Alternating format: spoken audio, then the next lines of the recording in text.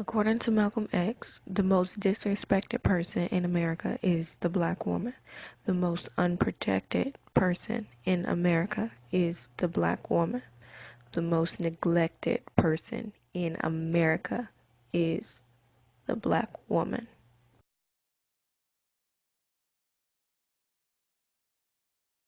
According to Academic Room, black feminism groups grew out of the civil rights movement because a lot of groups that were created during the time were male-dominated, such as the Black Panthers. Black feminist groups emphasize the intersectionality of racism, sexism, class oppression, and gender. In 1984, choreographer Joali Willa Joe-Zallar founded the Urban Bushwoman. The name Urban Bushwoman signified the reclaiming of black women's sexuality, as the name bush was a direct correlation to a woman's pubic hairs and the untrimmed growth to defy containment, which is metaphorically the purpose of urban bushwoman. According to the book Subversive Dancing, the intervention in Joali Willa Joe-Zallar's Baddie Moves. For example, in the dance Baddie Moves, it is a dance about the butt.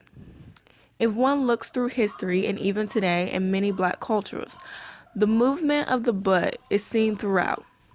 With the Western ideology has made black women performing such moves to be hyperly sexualized, but it was seen as beautiful, a sign of fertility, a courtship dance, and much more throughout numerous black cultures. So, Baddie Moves is for black women to take back and embrace that side of her identity and not be ashamed of it.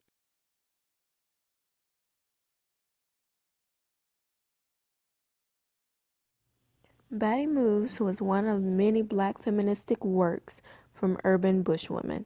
Here's a clip of a dancer named Benalodria Williams talking about her feministic views of the urban bushwoman dancer. And what I loved when I saw urban bushwomen, these were women who were AKA dancing like men, in the sense of they were being big and boisterous, they were being dynamic, they were covering space, they were being accepting themselves and challenge everything what you thought a woman should be doing.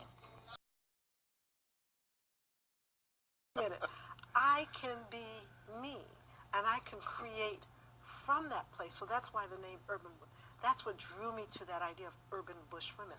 I can create from who I am and the strength and the vulnerabilities of my community.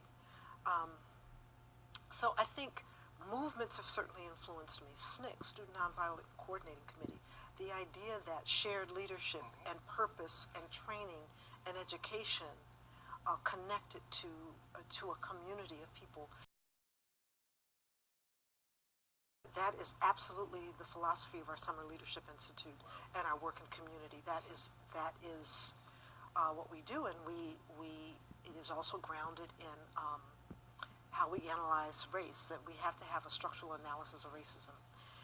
Otherwise, we keep getting things thrown at us, and we don't understand how to respond or what's happening, and it'll throw us off. But when you understand it and you see what's happening, then you understand how to keep your vision moving forward, and understand the stuff that's impacting that. A few months back, we had a chance. I think it's an important vehicle, and I would say in particular black female choreographers. Right. I think that there is a need to bring more attention to the black female experimenters who are really working on being influenced by Fred Moten, the radical black side of the aesthetic. So if they're experimenting as black women from these places, sometimes the larger society doesn't even know what they're abstracting from.